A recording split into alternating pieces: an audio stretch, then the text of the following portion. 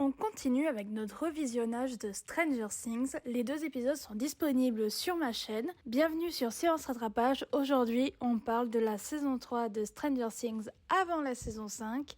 C'est parti! Quelques mois après les événements de la saison 2, on retrouve tous nos personnages dans leur vie tranquille. Mike et Eleven vivent le parfait amour, ce qui ne plaît pas à Hopper qui va en parler souvent à Joyce. Will va bien pour une fois, le pauvre. Jonathan et Nancy travaillent au journal du coin. Max et Lucas sont aussi heureux. Dustin rentre de vacances en colonie. C'est les vacances et les ados vont souvent au nouveau centre commercial de la ville où Steve travaille en tant que vendeur de glace. Et c'est dans cette ville paisible que Will commence à ressentir des frissons comme les mois auparavant. Et pour cause, le flagelleur mental n'était pas enfermé dans le monde à l'envers. Depuis peu, des Russes tentent d'ouvrir de nouveau le monde à l'envers et même une infime brèche a permis au flagelleur de revenir et de posséder un nouvel hôte. C'est à ce moment-là que Billy passe dans les parages et le flagelleur l'attrape. Pendant ce temps, Hopper essaie d'éloigner Mike de Eleven provoquant une dispute. Il va ensuite voir Joyce qui a une nouvelle obsession, la chute de ses aimants à frigo. Eleven va alors trouver conseil auprès de Max et font une journée entre filles se terminant par un jeu consistant à espionner des gens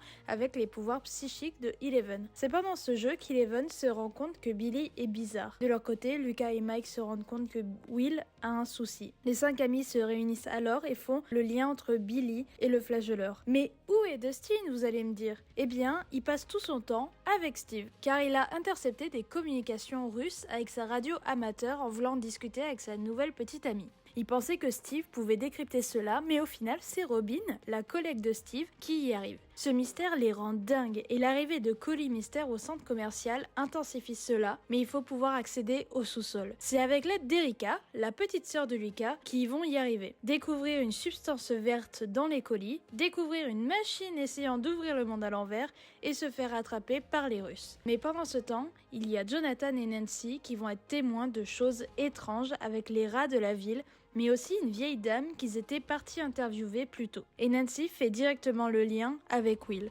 Il faut retrouver les enfants.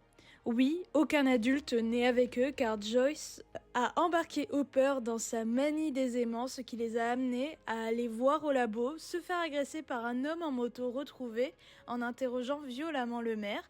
Mais cet homme à moto se défend beaucoup, alors Hopper et Joyce ont fini par enlever le coéquipier qui s'avère être un scientifique russe. Ils sont allés fort pour cette saison les scénaristes, mais bon, continuons. Revenons à Eleven et son groupe qui essaie de déterminer l'endroit où le flagelleur mental se développe dans Hawkins.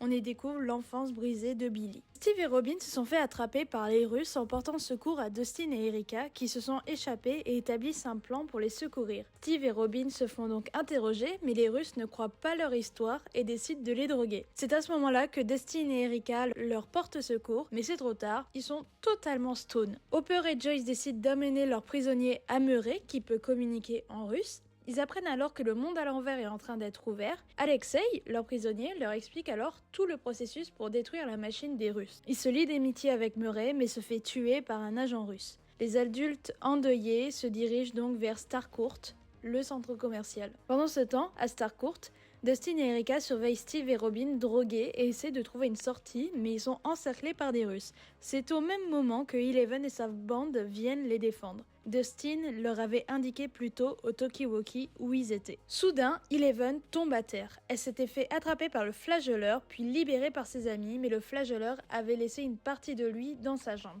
Elle enlève la mini-créature et les adultes arrivent enfin. C'est les retrouvailles avant la grande bataille, émouvante puis déchirante. Les adultes partent en mission pour détruire la machine russe. Dustin et son groupe vont sur une colline où il avait installé sa radio amateur, mais qui servira pour tous les groupes. Le troisième groupe doivent mettre à l'abri Eleven, mais ils se font prendre au piège par Billy et le flagelleur mental qui débarque juste après. C'est donc un cas d'extrême urgence, il faut fermer le portail. Seulement, il manque un code.